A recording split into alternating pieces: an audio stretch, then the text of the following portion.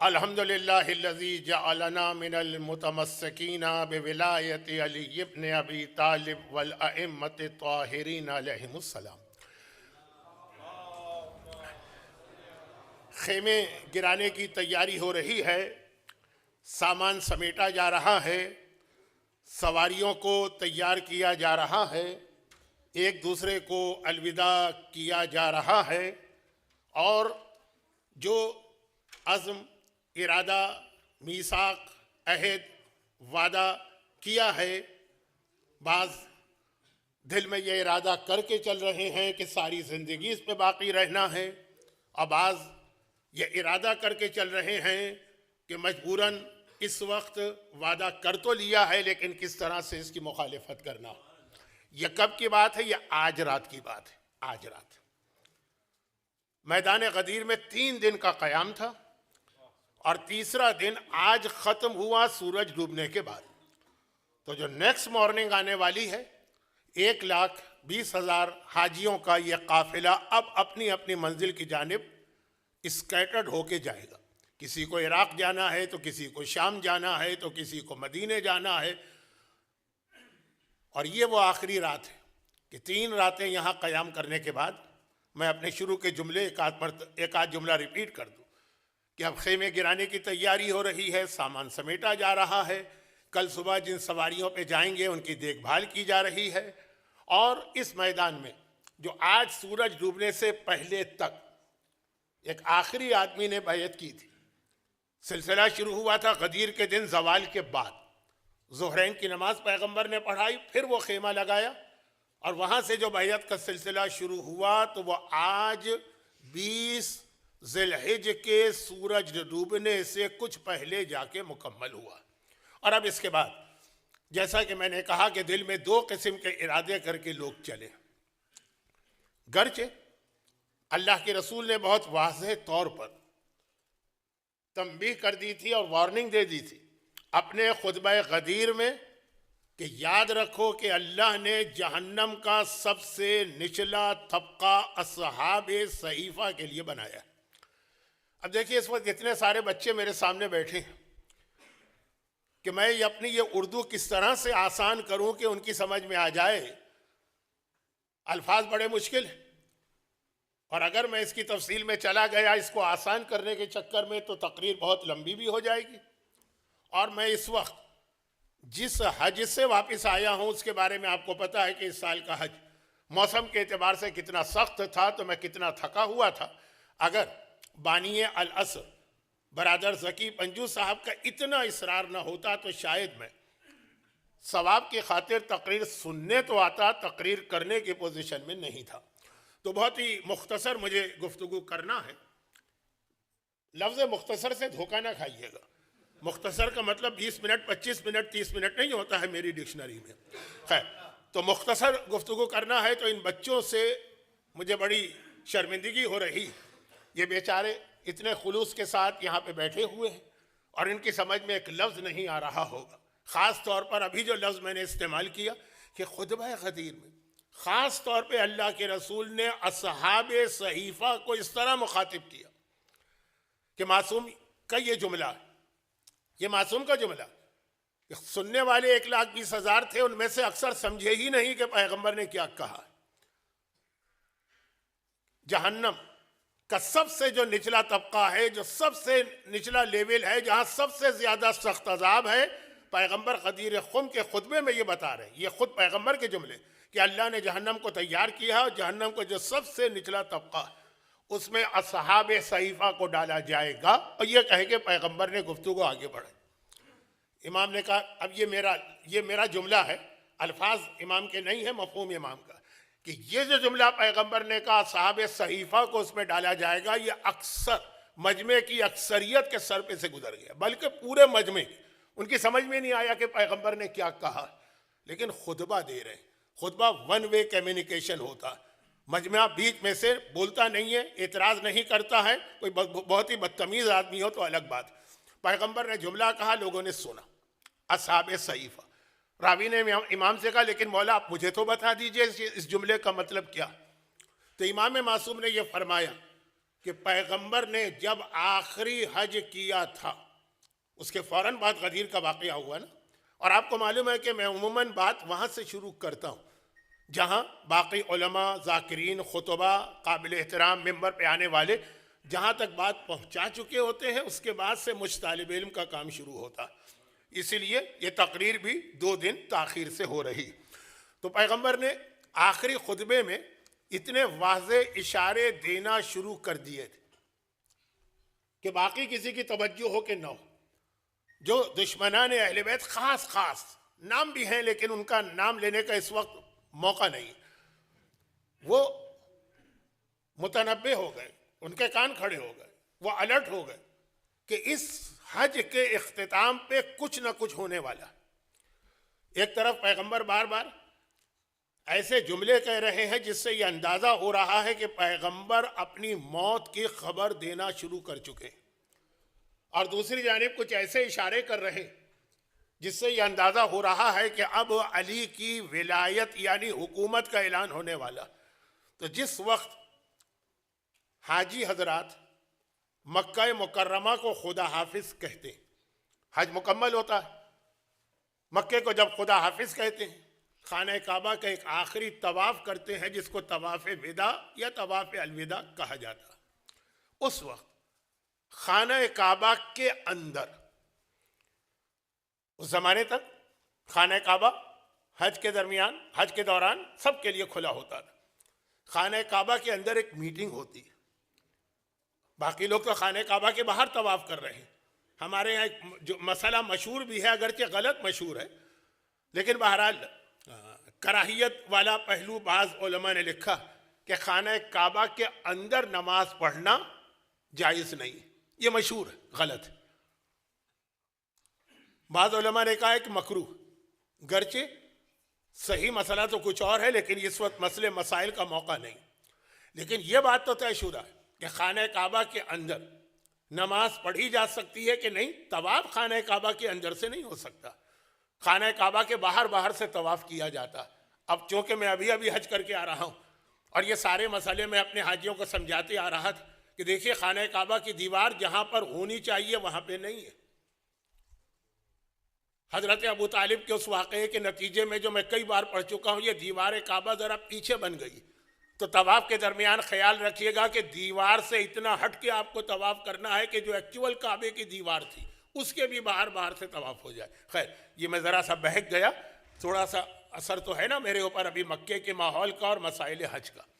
تو خانہ کعبہ کے باہر طواف ہو رہا ہے، تو خانہ کعبہ اندر سے فی الحال خالی، میٹنگ ہو رہی ہے، اور اس میٹنگ کو بالکل مضبوط کرنے کے لیے کاغذ کے اوپر لکھا جا رہا۔ 2 ایسے معاہدے ہیں جو کاغذ پہ لکھے گئے خانہ کعبہ کے اندر، ایک پیغمبر کی اعلان رسالت کے شروع کی زندگی میں جو پھر خانہ کعبہ کے دروازے پہ وہ معاہدہ لٹکایا گیا تھا جسے آخر میں دیمک نے کھایا تھا، اور ایک پیغمبر کی زندگی کے آخری مہینے میں، آخری 2 مہینوں میں، یہ ذی الحج میں، اور اس کے اندر صرف ایک ہی جملہ لکھا گیا کہ ہمیں پوری کوشش کرنا ہے، یہاں تک کہ مر بھی جائیں تو کوئی اس کے اندر ہمیں پیچھے نہیں ہٹنا ہے کہ علی کو حکومت یا ولایت نہیں ملنا چاہیے، اور باقاعدہ اس کے اوپر دستخط کیے جا رہے ہیں۔ خانہ کعبہ کے اندر یہ معاہدہ طے ہو رہا ہے جب باقی سارے حاجی خانہ کعبہ کے باہر طواف وداع کر رہے ہیں، اور باقاعدہ یہ لکھ کر ایک کاغذ کی شکل میں تیار کیا گیا، اسی کو عربی میں صحیفہ کہتے ہیں۔ صحیفہ کتاب کو بھی کہتے ہیں، صحیفہ اس کاغذ کو بھی کہتے ہیں۔ کسی کو پتہ نہیں چلا کیا ہوا، غدیر خم میں پیغمبر اعلان کر رہے ہیں، خطبے کا ایک ٹکڑا ہی، خطبہ تو بہت بڑا ہے، شاید آپ میں سے کسی نے زندگی میں کبھی پورا خطبہ پڑھا بھی نہ ہو، پڑھنا چاہیے، لیکن بہرحال جو اس کا اصل پیغام ہے وہ تو ہر ایک کو معلوم، لیکن اس میں اور بھی بہت سی باتیں ہیں، اہم باتیں ہیں، ان میں سے کیے تھی۔ پیغمبر نے کہا جہنم کا آخری طبقہ جو سخت ترین عذاب ہے یہ اللہ نے اصحاب صحیفہ کے لیے رکھا، نمرود و فرعون و شداد کے لیے بھی نہیں، اصحاب صحیفہ کے لیے۔ اور یہ کہے کہ پیغمبر آگے بڑھ گئے، امام نے کہا کسی کی سمجھ میں نہیں آیا پیغمبر نے کیا کہا ہے، لیکن جو اصحاب صحیفہ تھے ان کی سمجھ میں آ گیا۔ اب یہ جو خطبہ غدیر پیغمبر اشارہ کر رہے ہیں، اس تک جانے سے پہلے میں اپنی ایک مجبوری آپ کے سامنے پیش کر دوں کہ بہت مختصر وقت میں مجھے بہت ساری چیزوں کو بیان کرنا، کیونکہ یہ جو 10 دن ہیں 14 سے 24 یا 25 ذی الحجہ کے بہت اہم دن، ان میں صرف ایک ہی بہت ہی غیر معتبر روایت ہے، وہ جناب مسلم ابن عقیل کے بیٹوں کی شہادت کی۔ شہادت کی بات نہیں کر رہا، وہ تو معتبر ہے۔ تاریخ کیا ہے، ڈیٹ، یہ کسی کو نہیں پتا، بس ہمارے ہاں مشہور ہو گیا ہے 22 تو 22 چل رہا ہے، لیکن اہم ترین ڈیٹ میں 10ویں امام کی ولادت آتی ہے 14 کو۔ اگرچہ ذاتی طور پہ میں اس سے متفق نہیں ہوں، کیونکہ امام زمانہ کی جو خاص دعا ہے رجب کی، اللہم انی اسألک بالمولودین فی رجب آنی محمد ابن علی و علی ابن محمد المنتجب، اس میں واضح طور پہ امام نے کہا ہے کہ اے خدا رجب میں پیدا ہونے والے 2 امام 9ویں اور 10ویں میں ان کا واسطہ دے رہا ہوں۔ تو ہمارے زیادہ علماء کا رجحان یہی ہے کہ 10ویں امام رجب میں پیدا ہوئے، مگر جو کیلنڈر میلبرن میں رائج ہو گیا، اور میرا اپنا ایک طریقہ ہے کہ اگر عقیدے یا واجبات کے خلاف کوئی بات ہو تو اس کے بارے میں زبان کھولو، لیکن اگر کوئی عقیدے کا مسئلہ نہیں ہے، واجبات و حرام کا مسئلہ نہیں ہے، ایک تاریخی چیز ہے، اس میں ایسی بات نہ کہو کہ بلا وجہ قوم میں اختلاف پیدا ہو، انتشار پیدا ہو، ایک سے زیادہ تاریخ ہو۔ پاکستان میں ہم لوگ 5 رجب 10ویں امام کی ولادت کی تاریخ مناتے ہیں، اور ہندوستان میں بھی یہی ہے، سرکار ناصر الملت کی تحقیق، مگر یہاں ایک کیلنڈر چل رہا تھا جب میں پہنچا میلبرن میں، تو اس وقت وہ کیلنڈر رائج تھا، بولنا مناسب نہیں تھا، تمام سینٹرز نے اسی کو اپنا لیا، تو ٹھیک ہے 10ویں امام کی ولادت، اس کے بعد پھر غدیر خم، اور اس کے بعد پھر عید مباہلہ، یہ دو مناسبتیں تو آج۔ لیکن اچھا، اب یہ عید مباہلہ کے اطراف میں 3-4 اور بہت اہم تاریخیں نہیں، واقعات۔ عید مباہلہ 24 ہے، تو 25 کو سورہ حل عطا کا نزول ہے، یہ بھی ہر پڑھے لکھے کو پتا ہے۔ خود مباہلہ 24 ہے، لیکن اسی 24 کو مباہلہ سے کئی سال پہلے مولائے متقیان نے حالت رکوع میں انگوٹھی کی زکوٰۃ دے کر پورے عالم اسلام کو ایک جملہ لکھنے پہ مجبور کر دیا کہ علی کائنات کے واحد انسان ہیں جنہوں نے ایک ہی عبادت میں جسمانی عبادت بھی انجام دی، نماز، اور مالی عبادت بھی انجام دی، یعنی زکوٰۃ۔ عبادت کی 2 قسمیں ہیں، علی نے دونوں کو اپنے ایک عمل میں جمع کر دیا۔ یہ عالم اسلام کا مشہور فقرہ ہے جو ہمارے ہاں ذرا کم پڑھا جاتا ہے، لیکن ہے، وہ 24 ذی الحجہ تھی، اور مباہلے کی وجہ سے ہر ایک کو پتا کہ شب 24 یعنی اس سے ایک رات پہلے حدیث کسا کا نزول ہوا، پیغمبر نے اہل بیت کو جمع کیا اسی مباہلے کی تیاری کے لیے، اور حدیث کسا ہمارے سامنے آئی، اور خالی حدیث کسا ہی سامنے نہیں آئی، بلکہ وہ آیہ تطہیر کے نازل ہونے کی رات بھی ہے۔ آیہ تطہیر سورہ احزاب کا حصہ ہے۔ سورہ احزاب نازل ہوا تھا جنگ خندق کے موقع پر، جو مباہلے کے واقعے سے 6 سال پہلے کی بات ہے یا 5 سال پہلے کی۔ آیہ تطہیر دوبارہ نازل ہوئی اس رات کو، ایک فرق کے ساتھ، وہ ابھی میں بیان کروں گا۔ جو پہلی دفعہ آیہ تطہیر نازل ہوئی اور جو دوسری دفعہ آیہ تطہیر نازل ہوئی، ایک فرق کے ساتھ نازل ہوئی ہے، لیکن یہ ساری مناسبتیں، اور ان مناسبتوں کے درمیان شہادت تو صرف ایک میثم تمار کی آتی، ان مناسبتوں کے درمیان ایک اور بہت اہم مناسبت، اور وہ ہے جو ہمارے یہاں بہت کم ذکر کیا جاتا ہے، میں بھی اس کا ذکر نہیں کرنا چاہ رہا تھا، لیکن یہ اتنی اہم ایک مناسبت ہے کہ میں ذکر کرنے پہ مجبور ہوں، وہ ہے ہمارے 7ویں امام کی ولادت۔ اچھا، زیادہ تر مشہور یہ کہ 7ویں امام ماہ صفر میں پیدا ہوئے، بلکہ بعض علماء نے تو لکھا بھی ہے کہ صفر کی 7 تاریخ کو، 7 صفر، مشہور یہی۔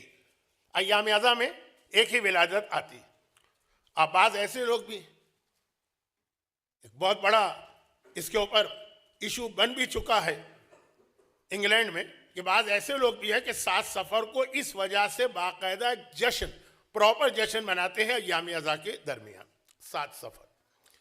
شاید آپ کے علم میں ہو کہ ہمارے مراجع مثل آغا سیستانی یا دیگر مراجع، پورے عراق اور ایران میں 7 صفر امام حسن کی شہادت منائی جاتی ہے، اور اس دن جشن۔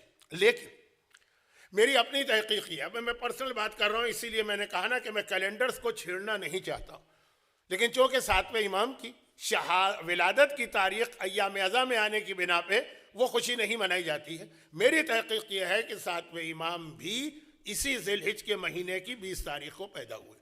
تو ایک ایک جملہ 10ویں اور 7ویں امام کے حوالے سے کہہ کر کہ دل نہیں مان رہا کہ دو اتنے بڑے معصوم، یعنی ہر معصوم بڑا ہے، لیکن دو ایسی بڑی تاریخیں آئیں اور ایک جملہ بھی میں نہ کہوں. ہاں، اس کے بعد میں اپنے اصل موضوع پر آ جاؤں گا، اور وہ یہ ہے کہ میرا اپنا جو اندازہ ہے کہ 20 ذی الحجہ 7ویں امام کی ولادت، گرچہ تمام کیلنڈرز میں جو انڈیا پاکستان میں رائج ہے 7 صفر ملے. اچھا، یہ بھی لکھا ہے، اور اسی وجہ سے میں کہہ رہا ہوں کہ میرا رجحان ذی الحج کی طرف. 7ویں امام کی والدہ ام حمیدہ، کس عظیم شخصیت کا میں نے نام لے دیا. جس طرح سے چھٹے امام نے اپنے ان بیوی کی تعریف کی، وہ پوری تقریر کا رخ ہی بدل جائے گا. میں اکثر 25 رجب جب شہادت پڑھتا ہوں 7ویں امام کی، اس میں ذکر کرتا ہوں. تو خیر، چھٹے امام حج پہ گئے، اپنی بیوی کو لے کے گئے. اس وقت جناب ام حمیدہ حاملہ تھیں. ایک زمانے میں تو بہت زیادہ یہ مسئلہ بتانا پڑتا تھا جب یہ اعتراض ہوتا تھا کہ عورتوں پر حج نہیں ہے، یہ آپ کہاں سے ایک نئی بدعت اسلام میں لے کے آ گئے. کیا معصومین کے خاندان میں کسی عورت نے حج کیا؟ پہلا حج تو خود شہزادی کونین نے کیا تھا. پھر ام حمیدہ کا تو حج ایسا تھا جس بہانے سے ہمارے انڈیا پاکستان میں بہت سی عورتیں حج نہیں کرتی تھی کہ پریگننسی. وہاں بالکل آخری ویک تھے، امام لے کر گئے. اسی میں وہ واقعہ پیش آیا کہ ام حمیدہ نے الٹے ہاتھ سے حجر اسود کو بوسہ دیا، اور کسی نے اعتراض کیا تو ام حمیدہ نے ڈانٹ دیا، تم ہم خاندان اہل بیت کو دین سکھانے آئے ہو. وہ بہت لمبے لمبے واقعات ہیں، ٹائم بالکل نہیں ہے. میں تو صرف اس ثواب میں شریک ہونا چاہتا ہوں کہ 7ویں امام کی ولادت کے لیے 2 جملے. واپسی میں، حج سے واپسی میں، یہاں پہ ساری تاریخیں متفق ہیں، اس میں کوئی اختلاف نہیں. ڈیٹس کا اختلاف ہے، واقعے کا کوئی اختلاف نہیں. کہ ابھی امام مکے سے مدینے جا رہے ہیں، ابھی راستے میں ہیں، ابوا پر قافلہ رکا، اور وہیں پہ پھر 7ویں امام کی ولادت ہوئی. وہ چھٹے امام لوگوں کے ساتھ بیٹھے ہیں اپنے خیمے میں کہ کنیز آتی ہے اور کہتی ہے کہ ام حمیدہ نے آپ کو بلایا، اور امام گئے اور ام حمیدہ نے اپنی کیفیت بتائی اور ولادت ہوئی. بہت لمبا واقعہ. چونکہ 7 صفر ہمارے یہاں ولادت کا جشن نہیں ہوتا ہے، ہونا بھی نہیں چاہیے جشن، اس لیے یہ واقعہ پڑھنے کا موقع نہیں ملتا، اور میں پڑھ بھی نہیں رہا ہوں، میرے پاس وقت نہیں ہے. میرے پاس تو ابھی غدیر و مباہلہ جیسے بہت بڑے بڑے موضوعات ہیں، لیکن یہ جملے. تو پھر 7ویں امام خیمے میں گئے، واپس آئے کہ اللہ نے مجھے بیٹا دیا. ابوا کہاں ہے؟ ابوا مکے اور مدینے کے درمیان، جہاں پہ جناب آمنہ کی قبر بتائی جاتی. یہ میں نے لفظ اس لیے کہا کہ جناب آمنہ کا انتقال ابوا میں ہوا، قبر کہاں، اس میں اختلاف. آدھے علماء کہتے ہیں وہی ہیں، آدھے کہتے ہیں مکے کی جنت المعلیٰ میں، جو اصل میں جنت المالا ہے. ابھی ہم لوگ زیارت کر کے آئیں. خیر، اب یہ جو جگہ ہے مکے اور مدینے کے درمیان، تو پہلا سوال یہ ہے کہ کیا حج کے بعد چھٹے امام بغیر کسی وجہ کے مکے میں 2 مہینے ایکسٹرا قیام کر رہے ہیں؟ جبکہ امام ہی کی ایک حدیث ہے جو ہم اپنے حاجیوں کو اکثر سناتے ہیں کہ امام فرماتے ہیں کہ حج سے جتنا پہلے مکہ پہنچ جاؤ اچھا ہے. حج ختم ہوتے ہی کوشش کرنا کہ جتنا جلدی مکے کو چھوڑ دو وہ اچھا. کہا مولا کیوں؟ کہا حج کے بعد تمہارا دل مکے میں لگے گا نہیں، اور تم مکے کی بے احترامی کا سبب بنو گے. بھائی اگر کوئی مومن کہہ دے مولانا اب تو بور ہو گئے، مکے کے حوالے سے یہ کہیں، اگرچہ ہمارے یہاں کعبہ اور مکے کی توہین ایک عام سی چیز بن گئی ہے، جب بلا وجہ، اچھا ہم لوگوں کو پتہ نہیں کیا ایک شوق ہوا، ایسی 2 چیزیں جن میں کوئی ٹکراؤ ہی نہیں ہے اس کے درمیان زبردستی ٹکراؤ پیدا کرتے ہیں. اور ٹکراؤ کس طرح پیدا کرتے ہیں کہ جیسے ان میں سے ایک اچھی ہے اور ایک بری.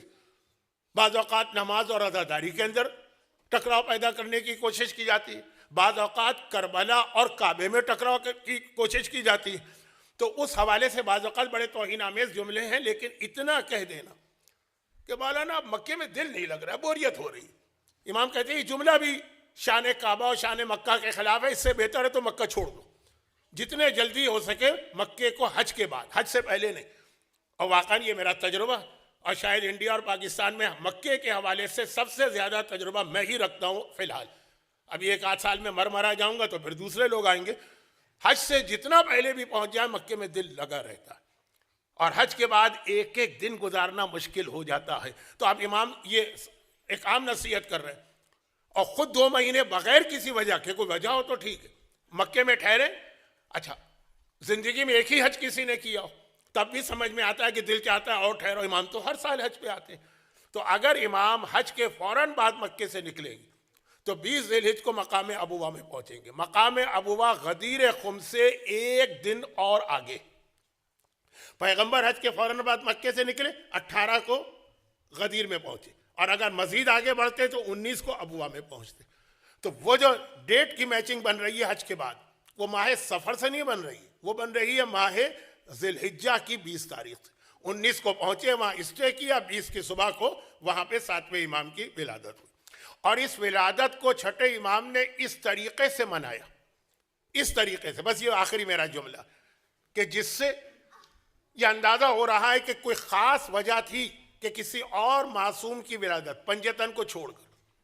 پنجتن کی بات ہی کچھ اور ہے، وہ تو سب رسول اللہ کے زمانے میں ہوا. اس کے بعد کسی امام کی ولادت اس طرح نہیں منائی. وہ کیا کہ پھر امام 20 تاریخ کو ولادت ابوا میں ہوئی، بالکل حج کی ڈیٹ سے میچ ہو رہا ہے، غدیر خم سے بھی میچ ہو رہا ہے. 18 کو غدیر، 19 کو ابوا، 20 کو ولادت. پھر سیدھا امام مدینے پہنچے. مدینے پہنچنے کے بعد امام نے ولیمہ کیا. اب اسلام میں 5 ولیمے مستحب ہیں، یا 2 ولیمے جمع ہو گئے تھے، حج کا ولیمہ اور بیٹے کی ولادت کا ولیمہ. دونوں بہت اہم ہیں اسلام میں، حج کا ولیمہ بھی اور بیٹے کی ولادت کا ولیمہ بھی. اب ایک راوی کہتا ہے، نام ہے اس کا منہال. ایک منہال وہ ہیں جو چوتھے امام کے زمانے میں مختار کے واقعے میں، وہ نہیں، منہال قصاب. تو یہ بھی مکے میں حج کرنے کے بعد مدینے کی زیارت کے لیے آئے. یہی طریقہ ہوتا ہے لوگوں کا.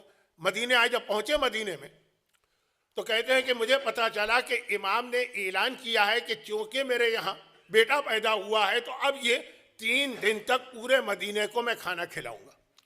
اور 7ویں امام کی ولادت کے موقع پر خاص اہتمام کے ساتھ امام نے پورے مدینے اور مدینے میں آنے والے جتنے زائرین، حج کے بعد مدینے میں بہت رش ہوتا، صرف مدینے والے نہیں ہوتے جو زیارت کے لیے آئے، 3 دن اس طرح کھانا کھلائے. کہ منہال کا اپنا جملہ.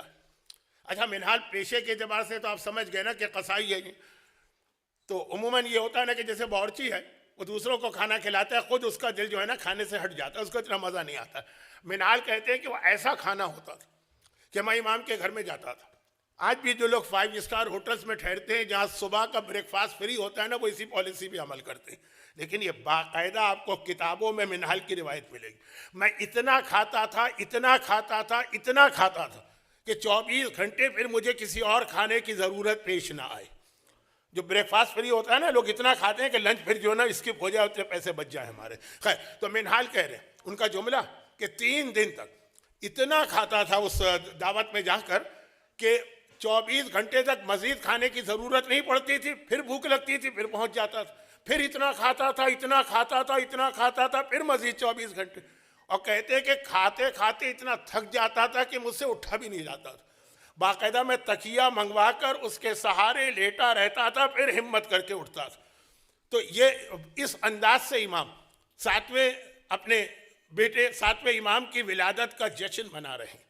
اچھا، اب یہ تو ولادت کی تاریخ اور میرے اعتبار سے معتبر تاریخ، اس لیے میں نے چند جملے کہے اور اس میں صرف ایک آخری جملہ کہہ کر میں آتا ہوں غدیر پر. غدیر کے خطبے میں پیغمبر نے خالی من کنت مولا فہذا علی مولا نہیں کہا، بلکہ 3 مرتبہ اس خطبے میں دہرایا کہ علی کے بعد جو امام آنے والے ہیں ان کی ولایت کا بھی میں اعلان کر رہا ہوں. اور 3 دفعہ اس خطبہ غدیر کے اندر مولا کی ولایت کے بعد ان کی اولاد میں امام اور پھر زمانے کے امام کا ذکر آیا. 3 دفعہ. تو یہ ولایت کا سلسلہ چل رہا ہے.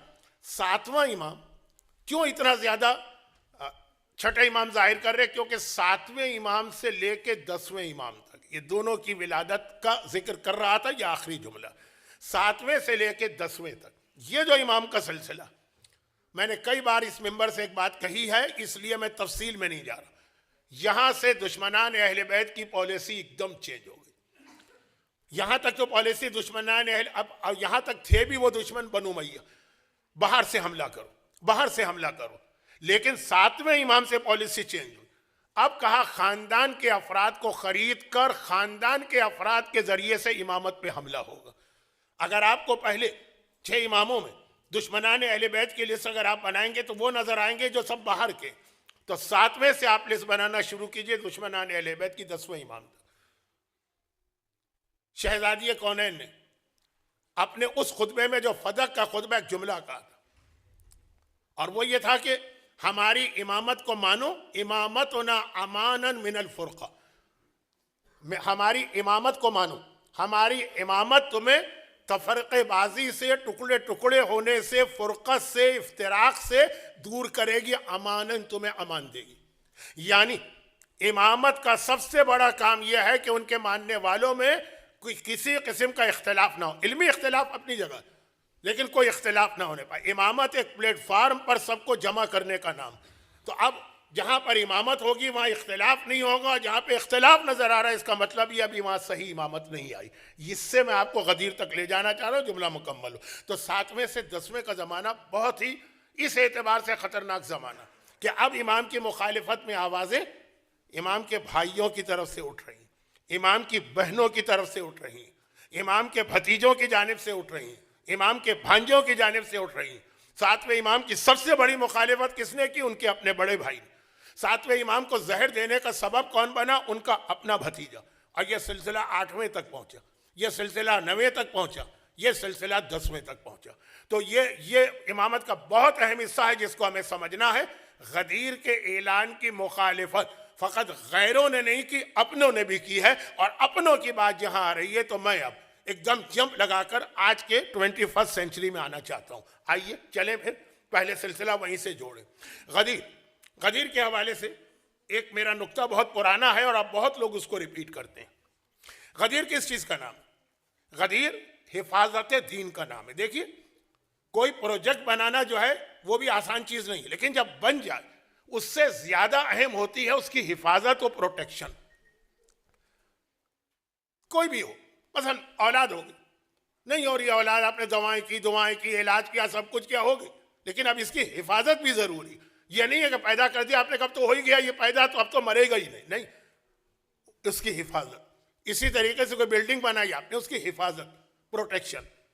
اور جب کہ اللہ کے سامنے، اب یہ جملہ توہین خدا ہے، میں توہین خدا کرنے جا رہا ہوں محاورتاً.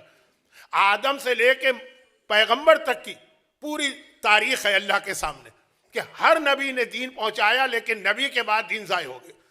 اب یہ آخری دین ہے، اس کے بعد تو کوئی، لیکن وہاں ایک اطمینان ہے کہ اگر آدم کے بعد دین ضائع ہو تو نوح بچا لیں گے، نوح کے بعد ضائع ہو تو ابراہیم بچا لیں گے، ابراہیم کے بعد ضائع ہو تو موسیٰ بچا لیں گے، موسیٰ کے بعد ضائع ہو تو عیسیٰ بچا لیں گے، عیسیٰ کے بعد ضائع ہو تو محمد آ جائیں گے. لیکن ان کے بعد کون آ رہا ہے؟ کوئی نہیں آ رہا. اب اگر دین ضائع ہو گیا تو قیامت تک انسانیت بھٹکی رہے گی.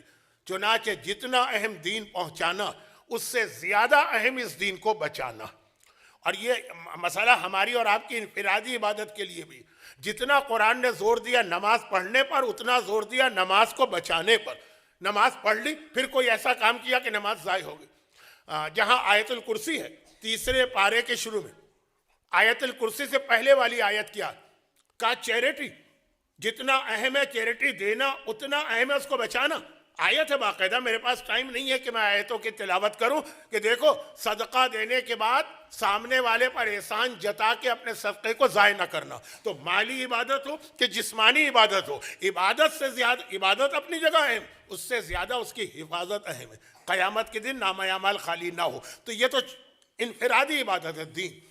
دین پہنچا دیا پیغمبر نے، اور آرام سے نہیں پہنچایا. فرمایا جتنی زحمت میں نے برداشت کی ہے آج تک کسی نبی نے برداشت نہیں کی. اب پتہ چلے پیغمبر کی آنکھ بند ہو جائے اور دین ضائع ہو جائے تو فائدہ کیا ہوا اس زحمت کا؟ کیا صرف 23 سال کے لیے ایک زحمت اٹھانا تھی؟ اب اس کے بچانا اتنا ہی اہم ہے جتنا دین کو لے کے آنا. اسی لیے قرآن نے کہا وَإِن لَمْ تَفْعَلْ فَمَا بَلَّغْتَ رِسَالَتَهُ. اے حبیب اگر تم نے دین کی حفاظت کا انتظام ولایتی علی کی شکل میں نہ کیا تو سمجھو رسالت کا کوئی کام نہیں کیا، وہ رسالت ختم ہو جائے گی. غدیر قوم. لیکن اب میں ذرا آگے جا کے ڈیٹس کے اعتبار سے آگے جا رہا ہوں، ذرا آگے جا کے پھر ریورس میں آؤں گا. اب غدیر حفاظت دین کا نام، جو پیغمبر نے زحمت اٹھا کے دین ہم تک پہنچایا اس کا نام. مگر خود غدیر کی حفاظت بھی ضروری ہے کیونکہ اصحاب صحیفہ کاغذ پر یہ لکھ کر اپنے دستخط کر چکے کہ اس ولایت علی کو تو دنیا کے سامنے آنے ہی نہیں دینا، اور اگر آ گئی تو اس پہ عمل نہیں ہونے دینا۔ اب اس کی حفاظت کا انتظام بھی ضروری ہے، غدیر کی حفاظت۔ غدیر نام ہے رسالت محمد کی حفاظت کا، اور رسالت محمد نام ہے 1,24,000 انبیاء کے پیغام کی تکمیل کا۔ اسے بچایا غدیر نے، لیکن غدیر اسے کون بچائے؟ ایک جملہ میں اکثر میں کہتا آیا ہوں اپنی مجالس میں، بہت آپ نے شاید مجھ سے بھی سنا ہو، اور شاید سب سے پہلے مجھ سے ہی سنا ہو، میں کوئی دعوی تکبر نہیں کر رہا، اور وہ یہ کہ ذرا اللہ نے آپ کو اور ہمیں اور دنیا کے ہر انسان کو کامن سینس دیے۔ ایک بات بتائیے، پوری تاریخ اسلام کے واقعات کو دیکھیے، رسول کی زندگی کے واقعات کو دیکھیے، کیا کسی کو اس بات میں شک ہے کہ پیغمبر نے اعلان رسالت کیا؟ نہیں۔ جبکہ اعلان رسالت کو سننے والے کتنے لوگ تھے؟ کیا کسی کو اس بات میں شک ہے کہ پیغمبر نے ہجرت کی؟ نہیں۔ لیکن ہجرت کے گواہ کتنے تھے؟ کیا کسی کو اس بات میں شک ہے کہ جنگ بدر ہوئی؟ نہیں۔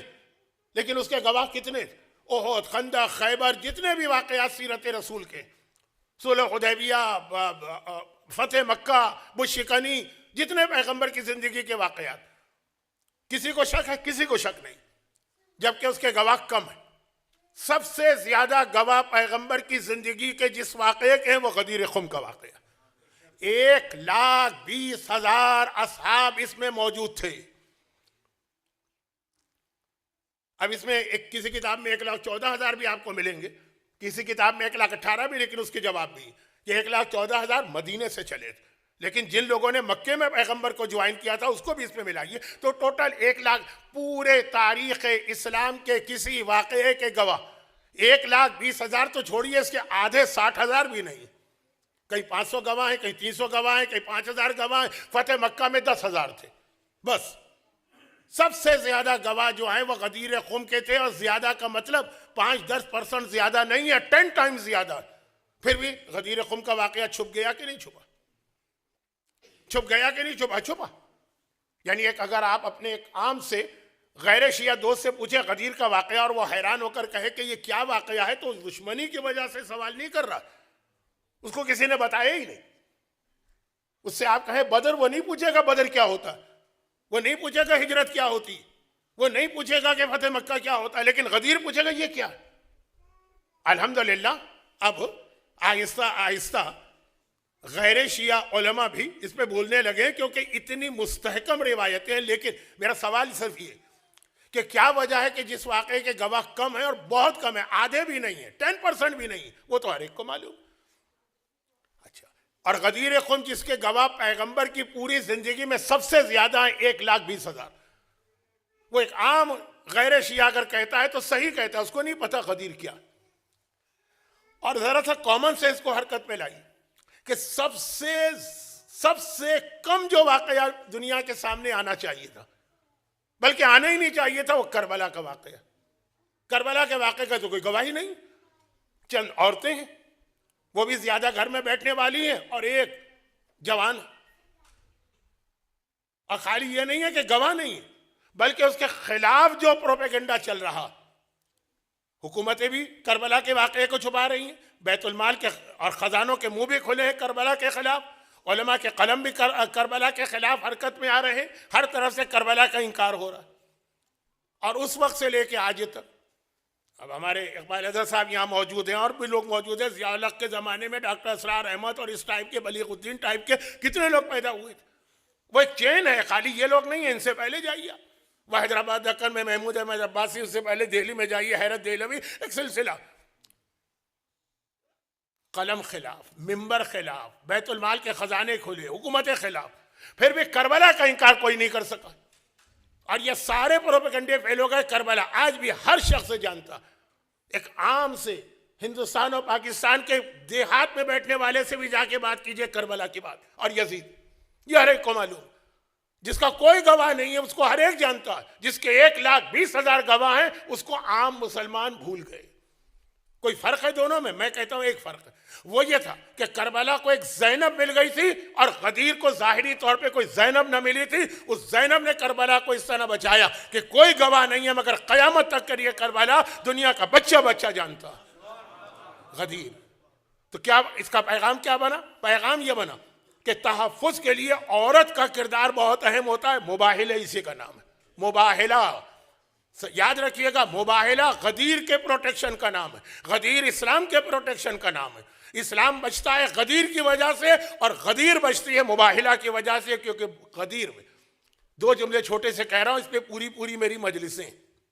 خیر نہیں, یہ جملہ میں بہت کہہ دیتا ہوں اور پھر آگے بڑھ جاتا ہوں. دو میرے جملے سن لیجیے آج, اور وہ یہ کہ غدیر کے واقعے کا مرکزی کردار جو مین فوکس ہے وہ علی ابن ابی طالب, اور مباہلے کے واقعے کا مین کردار یا فوکس فاطمہ زہرا. وہاں فاطمہ ہیں, یہاں علی ہیں. مباہلہ پورا گھوم رہا ہے فاطمہ کے گرد. اور اس سے پہلے کہ میں اس جملے کی تشریح کروں, ایک جملہ اور سن لیجیے. پیغمبر اسلام نے جب مکے میں اپنی رسالت کا اعلان کیا تو اپنی رسالت کی جو دلیل قرار دی سورہ یونس کی آیت. جو آیت تو یہ ہے کہ میں تمہارے سامنے 40 سال رہا ہوں, تم میرے کردار کو جانتے ہو. فقط لبثت فیکم من قبلہ سنین, میں تمہارے سامنے کتنے سال رہا ہوں. اپنی زندگی کو بطور دلیل پیش کیا. اور آپ کو معلوم ہے نا کہ جس وقت پیغمبر نے کوہ ابو قبیس یا کوہ صفا, یہ دو پہاڑ مکے میں ایک دوسرے سے بالکل ملے ہوئے ہیں, تو ان میں سے کون سے پہاڑ پہ کھڑے ہو کے اعلان رسالت کیا, وہ بات کی چیز ہے. اعلان رسالت بات کی چیز ہے. پہلے تو یہ پوچھا نا کہ مکے والوں اگر میں کوئی خبر دوں کہ ایک دشمن ہے تو مانو گے کہ نہیں مانو گے؟ تو سب نے کیا جواب دیا؟ پیغمبر کی زندگی کے یہ دو بہت ہی اہم پیغمبر کی خصوصیات, توجہ سے سنیے گا, اس پہ میں وقت تفصیل میں نہیں جا سکتا.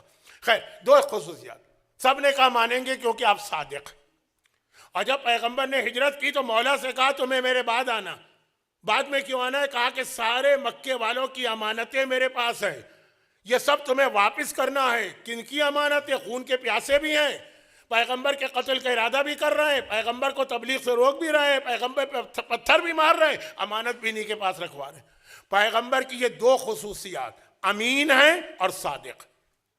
اچھا, ان دونوں کو آپ جمع کریں تو اسی کا نام بن جاتا ہے اسلام کی ٹرمینالوجی میں معصوم.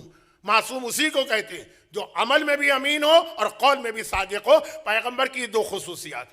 غدیر خم پیغمبر کی پہلی خصوصیت کا مظہر ہے, امین.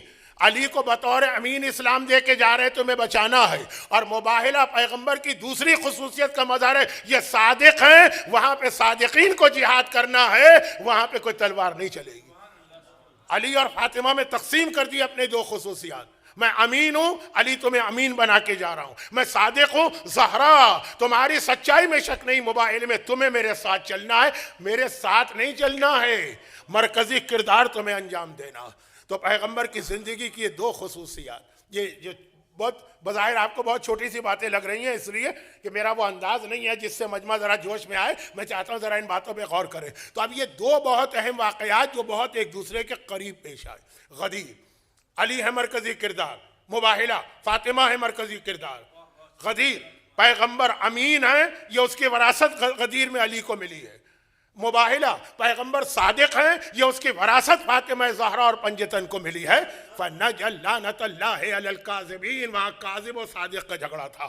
اب یہ مباہلہ, اور یہ وہ, اب یہ ایک بات اور سن لیجیے, اور وہ یہ کہ 1400 سال سے دنیا اسلام پر ایک اعتراض کرتی آ رہی. مباہلہ اس اعتراض کا جواب, خاص طور پر 21 سینچری میں یہ اعتراض بہت بڑھ گیا. 400-500 سال پہلے بھی یہ اعتراض بہت زیادہ, پھر دب گیا. جب مسلمان غلام بن گئے نا تو پھر اتنا نہیں رہا, پھر آگے. مباہلہ اس کا جواب, اور وہ اعتراض کیا کر رہے ہیں. اور وتھ ڈیو رسپیکٹ ایک جملہ میں کہنا چاہتا ہوں, وہ یہ ہے کہ ہم بھی آل محمد کے چاہنے والے بھی مولا علی کی جو تصویر پیش کرتے ہیں اس میں زیادہ زور جن باتوں پر ہوتا, اس سے دشمن کے اس اعتراض کو تقویت ملتی ہے. گرچہ اصل میں تو یہ اعتراض علی کے بعد والوں کی وجہ سے ہے, لیکن ہم جس طرح سے ذکر کرتے ہیں علی بھی ذرا سی اس کے لپیٹ میں آ جاتے ہیں. یہ میں اس لیے کہہ رہا ہوں کہ ایک ایئر ٹریول میں میرے ہاتھ میں ایک کتاب تھی بچوں کی دینیات کی. کسی ادارے نے چھاپی تھی, میں نام نہیں لینا چاہتا, اور مجھے انہوں نے وہ کتاب دیا اور کہا کہ مولانا آپ یہ کتاب ذرا چیک کر لیجیے. لمبی فلائٹ 12-14 گھنٹے تو لگتے ہی ہے نا کراچی سے کینیڈا جانے میں. اس وقت کی بات ہے جب میں پاکستان میں تھا. وہ کتاب دی تھی. اور میں وہ کتاب دیکھ رہا میرے برابر ساؤتھ امریکہ میں کوئی ملک ہے گیانا، وہ گیانا نہیں جہاں کل کرکٹ میچ میں انگلینڈ کا برا اثر ہوا ہے، وہ نہیں، ساؤتھ امریکہ میں کوئی ملک ہے گیانا، وہاں کا ایک شخص بیٹھا تھا اور وہ کتاب میں دیکھ رہا تھا، تو اس کا پہلا ہی دینیات کی کتاب تھی نا، اس کا پہلا ہی جو چیپٹر تھا وہ تھا امام علی۔ شیعہ دینیات کی کتابیں بچے کو ہم یہ نہ سکھائیں تو اور کیا سکھائیں؟ غدیر کا آخری جملہ پیغمبر کا یہی ہے کہ ہر باپ اپنے بیٹے کو یہ اعلان سنا، یہ پیغام پہنچا، اور اس میں پھر کچھ پکچرز بنی ہوئی تھی۔ پہلی پکچر یہ تھی کہ میدان جنگ کا منظر ہے اور علی کے ہاتھ میں تلوار ہے۔ اس نے یہ دیکھا، انداز تو ہو گیا اس کو کتاب دیکھ کر ہی کہ یہ کوئی عالم ہے یا کوئی ریلیجس ہے، کہ یہ کیا ہے؟ میں نے کہا یہ ہمارے امام علی کے بارے میں یہ لکھا ہے، وہ اردو میں تھی۔ اس نے کہا یہ پکچر نکلوا دیجیے۔ وہ مسلمان تھا لیکن شیعہ سنی نہیں، وہ والا مسلمان تھا کہ بھائی میں تو اسلام لا کے پچھتا رہا ہوں۔ یہ جملہ میں نے کئی لوگوں سے سنا، یعنی کئی نان مسلم سے، پچھتا رہا ہوں۔ کیوں؟ کہا مسلمان ہونا ایک مصیبت بن گئی، ہر دوسرے دن کوئی کانٹیکٹ کرتا ہے کہ آپ دیوبندی بن جائیے، بریلوی بن جائیے، اہل حدیث بن جائیے، شیعہ بن جائیے۔ کس مصیبت میں پھنس گیا؟ جو طریقہ ہے آپ کو معلوم ہے، تبلیغی جماعت تو پتہ ہی آپ کو طریقہ، تو اس نے کہا میں مصیبت میں پھنس گیا، میں کچھ نہیں ہوں۔ جو عام طور پہ ایسے نان مسلم پھر کہہ دیتے ہیں کہ میں مسلم ہوں۔ یہ تصویر نکالی، میں نے کہا کیوں بھائی اس تصویر سے آپ کو کیا اختلاف؟ کہ آپ کو نہیں پتا کہ ہم لوگوں میں، گورا تھا نا، کتنا یہ مشہور ہے کہ اسلام تلوار سے پھیلا ہے۔ آپ امام علی کی تصویر وہ چھاپ رہے ہیں جس میں امام علی تلوار کے ذریعے دشمنوں سے جنگ کر رہے ہیں، تو جو پہلا امپریشن پڑے گا ایک نان مسلم کے اوپر وہ یہی پڑے گا کہ جی وہ اسلام تلوار سے پھیلا، دیکھو ان کی کتابوں کے اندر بھی تلوار ہی تلوار نظر آ رہی ہے۔ بہت کام کی بات اس نے کہی تھی، بہت کام کی بات کہی تھی۔ اس نے کہا اس کے بدلے آپ کو ممبر بنا دیجئے جس پہ بیٹھے ہیں امام علی اور خطبہ دے رہے ہیں۔ تو وہ پھر بھی آج کی 20th سینچری میں، اس وقت 20th سینچری چل رہی تھی، وہ پھر بھی اپیل کرے گا، یہ اپیل نہیں کرے گا۔ یہ تو اسلام کو ایک وحشی اور جنگلی والا مذہب، اسلام تلوار سے پھیلا۔ یہ اعتراض ہوتا ہے، ہم مولا کے فضائل بیان کرتے ہیں، مولا کے فضائل اگر ہم اس طرح بیان کریں کہ ہر چیز اس کے پروپورشن میں رکھیں تو ٹھیک ہے۔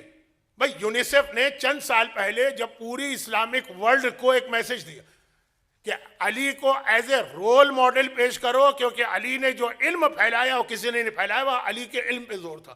ہمارے ہاں بدر، احد، خندق، خیبر، میں یہ نہیں کہہ رہا ہوں کہ دشمنوں کے ڈر سے ہم مولا کے اتنے بڑے بڑے فضائل چھپا لیں، بیان کریں، مگر ان کے ساتھ جو علی کے دوسرے فضائل ہیں وہ بھی اسی نسبت سے بیان کریں تاکہ یہ پتہ چلے کہ خالی تلوار چلانا اسلام نہیں ہے اور مباہلہ۔ اب اسلام پر سب سے بڑا اعتراض یہی ہے نا، تو میں نے تو مولا کے حوالے سے بات اس لیے کہی کہ مجھ پر گزرا ہوا واقعہ، اور میں نے کہا کہ میں نے حوزہ علمیہ میں 25 سال پڑھا تھا، اس پوائنٹ پر میرا ذہن نہیں گیا جس پر تمہارا ذہن چلا گیا جو ابھی نئے نئے مسلمان ہوئے۔ اس نے کہا اس لیے کہ میں جس ماحول سے آیا ہوں وہ ماحول آپ نے نہیں دیکھا، مجھے پتا ہے کہ اسلام پہ کتنا سخت اعتراض ہے۔ تو اسلام تلوار سے پھیلا، یہ اسلام دشمن ہمیشہ سے کہتے آ رہے ہیں، اور تھوڑا بہت اس پوائنٹ کو تقویت مل جاتی ہے جب علی کے بعد کے حکمرانوں کی ہم جنگیں دیکھتے ہیں، لیکن وہ ایک الگ موضوع ہے، بات بہت پھیل گئی ہے، بہت پھیل گئی ہے بات، اس کو سمیٹنا ہے۔ اگر ایک جملہ کہہ دوں تو برا نہ مانیے گا، ابھی میری اصلی تقریر شروع ہی نہیں ہوئی تھی جو میں تیار کر کے لایا تھا، ابھی دیکھتا ہوں کب شروع ہوتی ہے۔ تو آئیے اس کے اوپر اس جملے پر آ جائیں۔ مباہلہ ایسے تمام دشمنان اہل بیت کے اعتراض کا اتنا بڑا جواب ہے کہ تم کہتے ہو کہ اسلام تلوار سے پھیلا ہے۔ مباہلہ میں پیغمبر نے تلوار کیوں نہ چلائی جبکہ مباہلہ پیغمبر کی زندگی کا آخری سال تھا، یعنی میکسیمم مسلمانوں کی طاقت مباہلے کے وقت تھی۔ بدر میں مسلمان کمزور تھے، احد میں کمزور تھے، چلے خندق میں بھی کمزور تھے، خیبر میں بھی چلے ماننے کمزور تھے، عام مسلمانوں کی بات کر رہا ہوں، لیکن جتنے طاقتور مسلمان مباہلے کے موقع پہ تھے، کوئی پوری دنیا میں مسلمانوں کو چیلنج کرنے والا نہ تھا، اسپیشلی عرب میں تو کوئی مسلمانوں کو چیلنج کر ہی نہیں سکتا تھا۔ تلوار چلانے کا تو وہ موقع تھا کہ تم آئے تھے، پیغمبر تلوار سامنے رکھ کے کہتے کہ اسلام قبول کرو ورنہ گردنیں اڑا دی جائیں گی، اور اس پوزیشن میں تھے پیغمبر، تھے تو ہمیشہ، لیکن ظاہری اعتبار سے بھی اس پوزیشن میں تھے۔ وہاں پہ پیغمبر نے کیوں تلوار نہیں چلائی، بلکہ کیا کہا فَمَنْ حَاجَّكَ فِيهِ مِنْ بَعْدِ مَا جَاءَكَ مِنَ الْعِلْمِ، اگر علمی بحث کے بعد بھی کوئی نہ مانے، یعنی بحث ہوگی علمی، تلوار سے نہیں ہوگی، تلوار رکھ کے نہیں کہا جائے گا کہ آؤ جنگ کرو ورنہ ہم تمہیں قتل کر دیں گے. علم اس کے بعد بھی نہ مانے. فَقُلْ تَعَالَوْا نَدْعُ أَبْنَاءَنَا وَأَبْنَاءَكُمْ وَنِسَاءَنَا وَنِسَاءَكُمْ ثُمَّ نَبْتَهِلْ فَنَجْعَلْ لَعْنَةَ اللَّهِ عَلَى الْكَاذِبِينَ. تو ہم جھوٹوں پر اللہ کی لعنت کریں گے. کیا فرق ہے؟ ہم نے مباہلہ میں کیوں تلوار نہیں چلائی گئی؟ بدر میں کیوں تلوار چلائی گئی؟ بہت چھوٹی سی بات. جو تلوار لے کے آیا اس کے مقابلے میں تلوار چلائی گئی, اور جو تلوار رکھ کے آیا اس کے مقابلے میں تلوار رکھی گئی ہے. جو دلیل کے ساتھ بات کرنے آیا اس سے دلیل کا جواب دیا گیا, اور جو جنگ کے ذریعے بات کرنے آیا اس کو جنگ کے ذریعے جواب دیا گیا. تم کیونکہ دیکھیں یہ اعتراض زیادہ تر کرتے ہیں کرسچن. مباہلہ کرسچن کے ساتھ ہوا.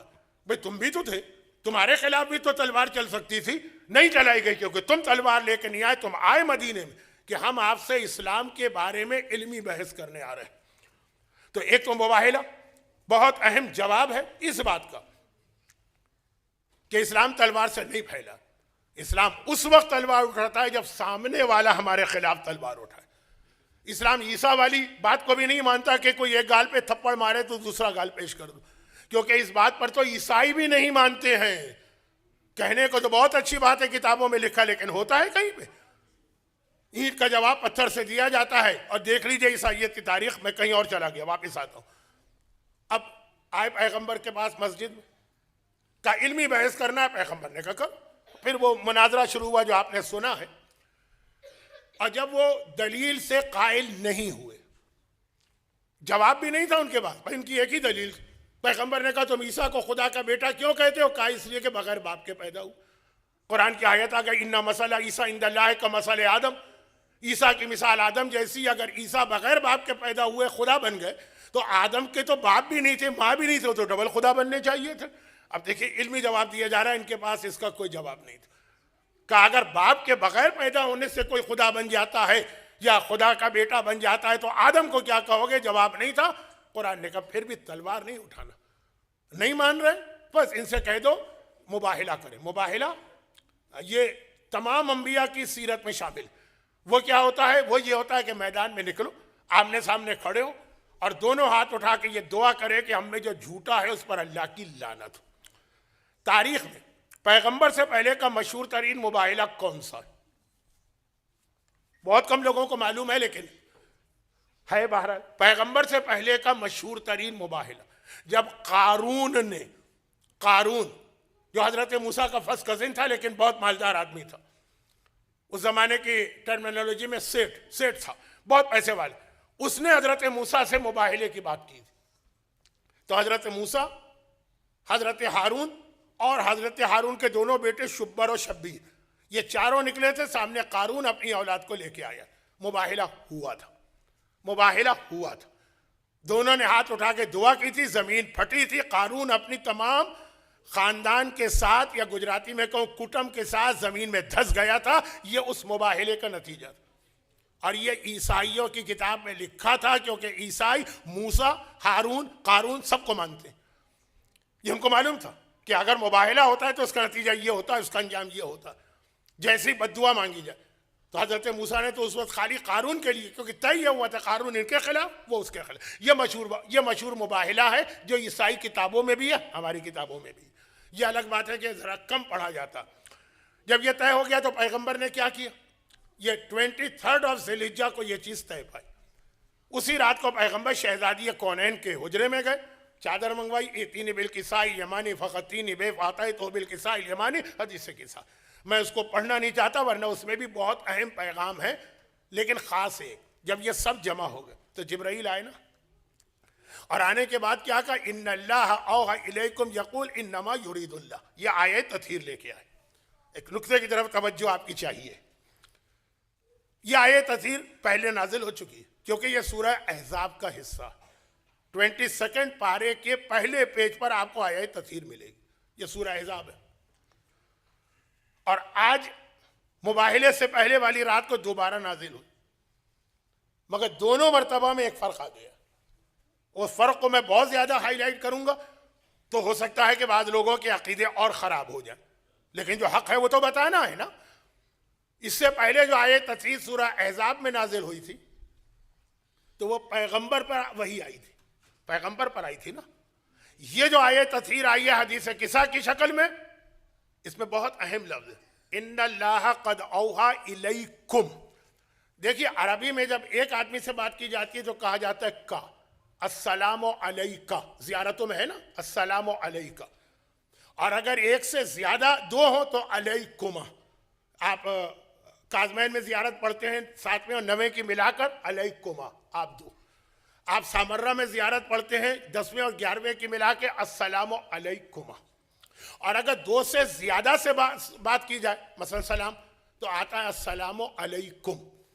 چنانچہ جنت البقیع میں ہم جا کے زیارت پڑھتے ہیں، وہاں ہم نہ السلام علیکہ کہتے ہیں نہ السلام علیکم، ہم کیا کہتے ہیں السلام علیکم یا ائمۃ الہدی، کیونکہ دو سے زیادہ.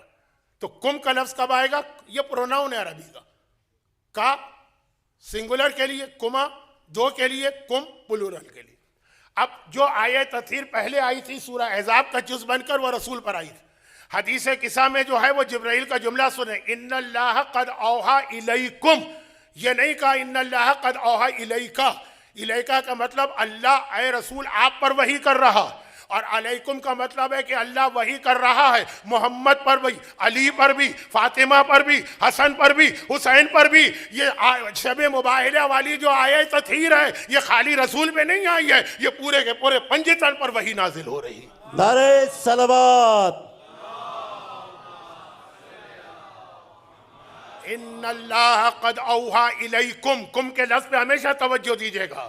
وہی آئی ہے یہاں پہ پورے پنجتن کے پر، پھر یہ آیت تطہیر نازل ہوئی. اس میں اور بہت ساری باتیں ہیں لیکن مختصر اب بات کر رہا ہوں. تو اب اگلے دن جس وقت یہ مباہلے کے لیے نکلے شہر مدینہ سے باہر پہنچے. آج بھی مسجد نبوی میں وہ سارے زیارتیں ہیں جن کا تعلق مباہلہ سے ہے. یہ الگ بات ہے کہ 99% شیعوں کو بھی نہیں پتا کہ یہ زیارتیں مباہلہ سے متعلق. کچھ چیزوں کے لیے تو جھوٹی ہسٹری بنا دی گئی، کچھ کو چھپا دیا گیا. پیغمبر وہاں پہنچے جہاں آج مسجد مباہلہ، خیر اس کا نام بدل دیا، آج اس کا نام کیا ہے؟ مسجد بنو معاویہ. اب کس کس چیز پہ رویا جائے. جب وہاں پہنچے کھلا میدان تھا، کھجور کے 2 درخت تھے. پیغمبر نے سیاہ رنگ کی ایک چادر ان درختوں پہ ڈالی، ایک سائے کا انتظام کیا اور اس کے نیچے پنجتن کو جمع کیا. 2 دفعہ تاریخ میں ایک جملہ ملتا ہے کہ پیغمبر نے اپنے ہاتھوں کو اتنا بلند کیا کہ بغل کی سفیدی نظر آئی. ایک غدیر خم میں آپ نے سنا کہ مولا کا ہاتھوں میں لے کے اتنا بلند کیا، اتنا بلند کیا، اتنا بلند کیا کہ زیر بغل سفیدی نظر آنے لگی. لیکن اس سے پہلے مباہلے میں بھی یہی لفظ ملتا ہے. وہ کس طرح؟ پیغمبر وہاں پہنچے، وہ باقی جملے آپ کے سنے ہوئے ہیں، میں ان کو ریپیٹ مجبوری میں کر رہا ہوں لیکن مختصر کر کے، کہ وہاں پہلے سے طے ہو گیا تھا کہ محمد اصحاب کو لے کے آئیں گے تو مباہلہ کریں گے، اولاد کو لائیں گے تو مباہلہ نہیں کریں گے. وہ ساری چیزیں میں چھوڑ رہا ہوں. اب جب یہ پیغمبر کو دیکھا اس حالت میں وہاں پہنچے، پیغمبر نے اپنا آدھا جسم چادر کے نیچے سائے میں رکھا اور آدھا جسم رائٹ سائڈ والا چادر کے باہر دھوپ میں رکھا. اس میں سیدھا ہاتھ ہے نا، اور سیدھے ہاتھ کو آسمان کی جانب بلند کیا. اچھا یہاں رک کے پہلے ایک جملہ کہہ دوں تاکہ ذرا جو آپ لوگ ابھی کنسنٹریشن لوز کر رہے ہیں نا تو شاید کنسنٹریشن واپس آ جائے. کہ مباہلے میں طے ہوا تھا فنجل لعنت اللہ علی الکاذبین، جو جھوٹا ہے نا اس پہ لعنت ہوگی. مباہلے اسی کا نام ہے، مباہلہ نام ہی اسی کا ہے. تو وہ تو نجران کے عیسائیوں نے مباہلہ نہیں کیا تو کیا پھر وہ کیا پھر لعنت نہیں ہوئی؟ نہیں، لعنت ہوئی. یہ بھی ایک جملہ ہے کہ پیغمبر جب کبھی اپنے جسم پر ہتھیار سجا لے کسی وجہ سے تو اب جب تک کہ وہ جنگ نہ کرے ہتھیار نہیں اتار سکتا. ایک چیپٹر ہے ہمارے یہاں پیغمبر کی چند خصوصیات، اس میں ایک یہ، جیسے خصوصیت ہے کہ نماز شب ان پہ واجب ہے، جیسے خصوصیت ہے کہ 4 بیویوں سے زیادہ کی اجازت ہے، جیسے خصوصیت ہے کہ اگر ہتھیار سجا لے تو وہ پھر اتار نہیں سکتے جب تک جنگ نہ کرے، کیونکہ ہتھیار بہت کم سجاتے ہیں، جب سجا لیں. اب یہ بات کہیں سے کہیں جا رہی. اس میں خصوصیت یہ کہ لعنت کے لیے آئیں. اب یہ لعنت تو ہوگی، تو کیسے ہوگی؟ وہ تو نجران کے عیسائی، وہیں تک لے جا رہا ہوں آپ کو. پھر اس سے غدیر خم ملے گا. کوشش کر رہا ہوں چیزوں کو ملانے کی، پتہ نہیں ملا پا رہا ہوں کہ نہیں ملا پا رہا ہوں، لیکن جلدی جلدی بات کو آخری منزل پہ پہنچانا. پیغمبر آدھا سائے میں، باقی پنجتن سائے میں، یعنی 4 معصوم، اور پیغمبر آدھے سائے میں آدھے باہر ہے کیونکہ وہ ہاتھ سیدھا ہاتھ، جس کو دعا کے لیے اٹھا کے جس کو لعنت کے لیے بلند کرنا ہے، وہ پیغمبر کھلے آسمان کے نیچے لانا چاہتے ہیں۔ سامنے انہوں نے دیکھا کہ پیغمبر کی اولاد ہے، تو اب وہ ذرا سا ہیزیٹیٹ کرنے لگے، مگر ہر جگہ پہ کچھ ذرا بڑے ایگریسو ٹائپ کے لوگ ہوتے ہیں نا۔ ایک ٹرم پاکستان میں استعمال ہوتی ہے سیاسی پارٹیوں کے لیے کہ اس میں کچھ ہاک ہوتے ہیں، کچھ ڈوب ہوتے ہیں۔ تو جو ہاک ٹائپ کے لوگ ہوتے ہیں نا، لڑنے مرنے والے، انہوں نے کہا نہیں بھائی ہم بھی کریں گے مباہلہ۔ تو جو ان کا سردار تھا اس نے کہا الا ترونا، کیا غضب کر رہے ہو؟ الا ترونا، تم نہیں دیکھتے؟ الی السحاب السوداء وافنان الشجرہ والطیور والدخان وزلزال الجبال وتزلزل الشمس، کیا تم نہیں دیکھتے ہو کہ اس وقت کیا ہو رہا ہے؟ کالا بادل آ چکا ہے، جبکہ انتہائی شدید گرمی ہے، بادل کا امکان نہیں۔ کیا تم نہیں دیکھتے ہو آسمان پہ دھواں نمودار ہونا شروع ہو گیا؟ کیا تم نہیں دیکھتے ہو درخت نے اپنی اپنی شاخیں زمین کی طرف کر لی؟ کیا تم کو نظر نہیں آ رہا کہ یہ چند پرندے جو یہاں اڑ رہے تھے یہ سب زمین پہ لیٹ کے اپنے پروں کو پھیلا چکے؟ کیا تم نہیں دیکھتے ہو کہ سورج کا رنگ بدلنا شروع ہو چکا ہے؟ اور کیا تم نہیں دیکھتے ہو یہ جو مباہلے کے پہاڑ ہیں، غور سے دیکھو، یہ ہلکے ہلکے ہلنے لگے ہیں، ان میں حرکت آنے لگی۔ الا ترون الی السحاب السوداء، کالے رنگ کا بادل آ گیا ہے، والدخان، دھواں نمودار ہو گیا۔ دھواں تو قیامت کی نشانی ہے نا، سورج کا رنگ چینج ہونے لگا ہے، سورج کو گہن لگتا ہے عذاب کے وقت میں۔ پرندے زمین پہ آ کے پروں کو پھیلا کے لیٹے ہوئے ہیں، درخت اپنی شاخیں نیچے گرا چکے ہیں، پہاڑوں میں حرکت آ گئی ہے۔ خبردار، اگر تم نے مباہلہ کیا تو یہ ساری نشانیاں مکمل اس طرح ہوں گی کہ قیامت تک ایک عیسائی دنیا میں زندہ نہ رہے گا۔ واپس پلٹ جاؤ، واپس پلٹ جاؤ، واپس پلٹ جاؤ۔ یہ کہہ کے واپس پلٹے اور ایک آدمی ان میں سے آگے آئے۔ آگے آنے کے بعد کہا کہ اے محمد ابن عبداللہ، ہم مباہلہ نہیں کرنا چاہتے۔ پیغمبر نے کہا تو پھر قتل ہوگے؟ کہا نہیں، وہ بھی ہم نہیں چاہتے۔ اسلام قبول کرو گے؟ کہا وہ بھی ہم نہیں چاہتے۔ کہا پھر ایک تیسرا طریقہ ہے جزیہ دے دو۔ کہا اس پر بات ہم کریں گے، میں جا رہا ہوں اپنی قوم میں۔ پیغمبر نے مولا کو بلایا اور کہا کہ تم جاؤ اور جا کے ان سے، یعنی جزیہ کا مطلب ہے صلح نامے پہ دستخط کر لو، ان سے بات طے کر لو۔ کہا کہ یا رسول اللہ، حدیبیہ میں صلح ہوئی تھی تو ساری شرطیں آپ نے بتائی تھی، مجھے بتا دیجئے کہ میں کیا شرطیں لے کے جاؤں۔ اس وقت پیغمبر نے پھر ایک بار یہ جملہ کہا، اے علی تم کیا پوچھ رہے ہو؟ مجھ میں اور تم میں کیا فرق ہے؟ جو میں نے کہا تو تم نے کہا، جو تم نے کہا تو وہ میں نے کہا، جو تم طے کر کے آئے تو میں طے کر کے آیا، جو میں نے طے کیا ہو گیا تم نے طے کیا۔ یہ مباہلہ میں پیغمبر کی یہ حدیث ہے علی سے، جاؤ، جس کو ہم بعض اوقات عام زبان میں کہتے ہیں فری ہینڈ، جو تم کہو گے ایسا ہے جیسے محمد نے کہا۔ اب ذرا سلسلہ میں لائیے، قرآن کریم میں کیا ہے؟ وما ينطق عن الهوى ان هو الا وحی یوحى۔ اے محمد جو تم کہتے ہو تم نہیں کہہ رہے، اللہ کہہ رہا، اور محمد کہہ رہے کہ علی جو تم کہہ رہے وہ تم نہیں کہہ رہے، وہ میں کہہ رہا ہوں۔ سورہ توبہ میں آیت ہے وما رمیت ولکن اللہ رمی۔ اے محمد تم نے تیر نہیں پھینکا، اللہ نے تیر پھینکا۔ محمد کا عمل اللہ کا عمل ہے، علی کا عمل محمد کا عمل ہے۔ تو اللہ محمد علی کا یہ رشتہ قول اور عمل کے ذریعے مباہلہ میں مکمل ہوا۔ مولا گئے۔ مباہلہ ذرا سا کم پڑھا جاتا ہے اتنی تفصیل کے ساتھ۔ مولا گئے، جو شرطیں آپس میں طے پائیں اس کی تفصیل کا وقت نہیں۔ واپس آ گئے، بات طے ہو گئی کہ عیسائی چلے جائیں گے اور جو کنڈیشنز ہیں اس کی پیس ایکٹ کی اس پہ عمل کریں گے۔ لیکن اب مسئلہ یہ ہے کہ پیغمبر کا ایک ہاتھ دھوپ کے اندر آسمان کی جانب اتنا بلند ہے کہ زیر بغل کی سفیدی نظر آ رہی ہے، جو غدیر میں تھا یا مباہلے میں تھا۔ غدیر میں تو پیغمبر نے زیر بغل کی سفیدی اس لیے ظاہر کی کہ علی کو ہاتھ میں اٹھا کے کہا تھا من کنت مولا فہذا علی مولا۔ اب مباہلے میں کیا ہو رہا ہے؟ یہ بھی ایک جملہ ہے مباہلے کا، آخری جملہ۔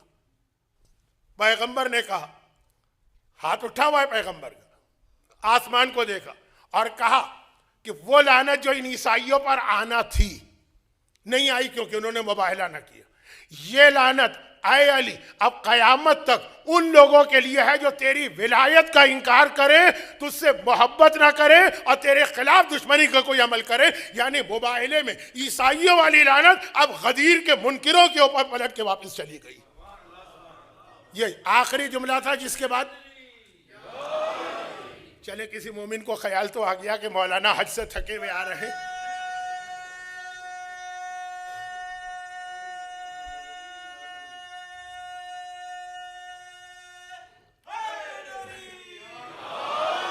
غدیر کے منکروں پہ وہ لعنت گئی ہے جو آنے والی وہاں تھی، لیکن چونکہ انہوں نے سلو کر لی علی سے. یہ جملہ بھی آپ نے بہت سنا ہوگا کہ علی لحم کا لحمی ودم و قدمی وسلم کا سلمی. تیری سلو میری سلو ہے، وہ یہ غدیر یہ مباہلے کے یہ آخری واقعات میں ہے، اور آخر میں پیغمبر کا لعنت واپس نہیں گئی، آ رہی تھی. ٹارگٹ چینج ہو گیا، پہلے وہ تھا، اب علی کے منکر یعنی غدیر کے منکر. غدیر کے منکر غدیر. اب اس میں ابھی ایک کمپٹیشن ہوا تھا، اس میں ایک سوال بھی پوچھا گیا تھا حارث ابن نعمان فہری کا. وہ آئی نا لعنت پلٹ کے واپس، آسمان سے پتھر نازل ہوا نا. اس کا نام، یہ جو کمپٹیشن تھا اس کا نام تھا کوہوت ہے. یہ کون سی زبان کا لفظ ہے؟ انگریزی ہے کہ فرینچ ہے کہ گجراتی ہے کہ پنجابی ہے کہ سرائکی ہے کہ اردو تو نہیں، اتنی اردو تو مجھے آتی ہے. خیر، تو خلاصہ یہ ہے کہ غدیر. اب یہ مباہلہ سچائی، اور جیسا کہ میں اکثر ایک جملہ کہتا ہوں پھر سن لیجیے کہ اس مباہلے کے میدان میں جو ایک جملہ اور آپ نے بہت سنا ہے کہ ہم ایسے سچے چہرے دیکھ رہے ہیں، اور بعض روایتوں میں ایسی سچی پرسنالٹیز دیکھ رہے ہیں کہ اگر وہ دعا کرے تو پہاڑ اپنی جگہ سے ہٹ جائے. تو اس میں آخر وہ کس کو دیکھ رہے ہیں؟ رسول اللہ کو تو پتہ نہیں کب سے دیکھ رہے ہیں مسجد میں. مولا علی تو پیغمبر کے ساتھ ساتھ ہیں. اللہ آج بھی آپ کو جب مسجد نبوی میں لے جائے گا تو آپ دیکھیں گے کہ وہاں ابھی بھی 2 پلر ہیں. ایک پہ لکھا ہے کہ یہ وہ جگہ ہے جہاں رسول بیٹھتے، اس کے برابر لکھا ہے یہ وہ جگہ ہے جہاں علی پیغمبر کے محافظ کے طور پہ کھڑے رہتے تھے. ستون حرص اور ستون سریر. آج بھی مسجد میں ابھی بھی میں دیکھ کے آ رہا ہوں. ہر دفعہ میں جاتا ہوں دیکھتا ضرور ہوں کہ ان میں سے کتنی چیزیں باقی ہیں، کتنی مٹ گئی. تو علی تو رسول کے ساتھ ہے، اور رسول مسجد میں بیٹھے ہوں اور گود میں ایک زانو پہ حسن نہ ہو دوسرے پہ حسین نہ ہو، یہ ہو ہی نہیں سکتا. تو مباہلے کے اندر کون سی ایسی پرسنالٹی تھے جس کے وجود نے عیسائیوں سے یہ جملہ کہلوا دیا کہ اتنی سچی کہ پہاڑ ٹل جائے. رسول کو تو دیکھ ہی رہے ہیں، علی کو تو دیکھ ہی رہے ہیں، حسن کو تو دیکھ ہی رہے ہیں، حسین کو تو دیکھ ہی رہے ہیں، ان چاروں کو ایک ساتھ مل کے دیکھ رہے ہیں. صرف وجود زہرا ہے سچائی. یہی وجہ ہے کہ جو ایک رات پہلے حدیث کسائی تھی اس میں یہ پیغام دینا تھا کہ کل مباہلے کی کامیابی. دیکھیں توہین کے لیے نہیں کہہ رہا ہوں، خدا بندہ اگر کوئی توہین کا شائبہ ہے تو مجھے معاف کر دے، لیکن ایک رات پہلے جو حدیث قصہ آئی اس میں پہلے سے پیغام دے دیا گیا کہ کل کی کامیابی رسول کی وجہ سے نہیں ہوگی، علی کی وجہ سے نہیں ہوگی، حسن کی وجہ سے نہیں ہوگی، حسین کی وجہ سے نہیں ہوگی. کیا کہا؟ ہم فاطمہ، تو یہ فاطمہ ہیں. پھر رسول و علی و حسین تو فاطمہ کے رشتہ دار بنا کے حدیث قصہ میں پیش ہوئے. اصل حدیث قصہ کا فوکس کیا ہے؟ فاطمہ. یہ پیغام ہے کہ آج رات فاطمہ کو مرکز اس لیے بھی بنایا جا رہا کہ کل مباہلے کے میدان کی کامیابی فاطمہ سے ہوگی. یہ فاطمہ غدیر کی سب سے بڑی محافظ بنتی. وہ واقعہ یاد کیجئے، وہ ایک جو سعودی عرب میں ہمارے ایک عالم گئے تھے اور ممات ولم یعرف امام زمانہ والا واقعہ. فاطمہ سب سے بڑی مدافع غدیر ہے. غدیر سلسلہ ملا دوں 1,24,000 انبیاء کی محنتوں کا خلاصہ ہے اسلام، اور اسلام کا پروٹیکشن ہے غدیر، اور غدیر کا پروٹیکشن اور ڈیفینڈر ہے فاطمہ. مگر غدیر کیا ہے؟ یہ میرا اصل موضوع تھا جو اب شروع ہو رہا ہے، اور میں ذرا سا پریشان تھا کہ بڑا خشک سا موضوع ہے، لیکن جب میں نے دیکھا کہ میں نے اتنی باتیں کی اس میں بھی مجمع اتنا ہی سر جھکا کے بیٹھا رہا تو اب تو مجھے اطمینان ہو گیا. کوئی بات نہیں ہے. تو سنیے بس یہ آخری جملے میں بہت خلاصہ پیش کر رہا ہوں اپنی اس گفتگو کا جو اب مجھے کرنا تھی، لیکن اب ذرا مجھ میں بھی طاقت کم ہو گئی ہے. بہت اس سال کا حج تھا بہت مزے کا، لیکن ذرا موسم اور بعض وجوہات کی بنا پہ سخت تھا. آسٹریلیا والوں کے لیے خوشخبری بھی ہے. آسٹریلیا میں بہت سارے لوگ ایسے ہیں جن کے پاس پاکستانی پاسپورٹ ہے، وہ تو چلے گئے حج پر پاکستان سے. کچھ کے پاس انڈین پاسپورٹ نہیں ہے اور آسٹریلین پاسپورٹ ہے. ان کے لیے بھی اس سال بھی قافلے بن سکتے تھے، کسی نے ہمت نہیں کی. باقاعدہ ایک سسٹم بن گیا. اگلے صاحب وہ لوگ جو انڈین نیشنل نہیں، جو اصل انڈین اوریجن ہے اور آسٹریلین پاسپورٹ ہے، بڑے آرام سے قافلے بنیں گے. اور آسٹریلین والوں کا حج اس دفعہ بہت اچھا حج تھا، VIP. یعنی میں جانتا ہوں ایسے لوگوں کو جو آسٹریلین گروپ میں تھے، آسٹریلین ٹینٹ میں تھے، اس کو چھوڑ کے ہمارے پاس کہا مولانا وہاں اسپریچولیٹی نہیں، کوئی لگ ہی نہیں رہا، ایسا لگ رہا ہے 5 اسٹار ہوٹل میں رہ رہے. یہ اس دفعہ کے انتظامات تھے. بہت آپ نے برائیاں سنی ہوں گے سوشل میڈیا پر، لیکن میں تو آپ کو فرسٹ ہینڈ رپورٹ دے رہا ہوں آسٹریلین گروپ کی، جو انہوں نے اس سال بھی سسٹم بنایا. بھئی سارے گروپ امریکہ سے بنے، کینیڈا سے بنے، انگلینڈ سے بنے، یورپ سے بنے، آسٹریلیا سے بھی بنانے کی اجازت مل گئی ہے، لیکن تفصیلات چھوڑیے.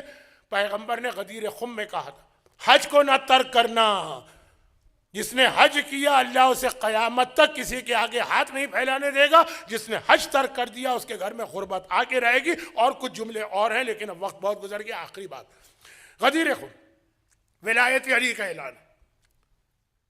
دیکھیں محبت علی کائنات کی سب سے بڑی دولت،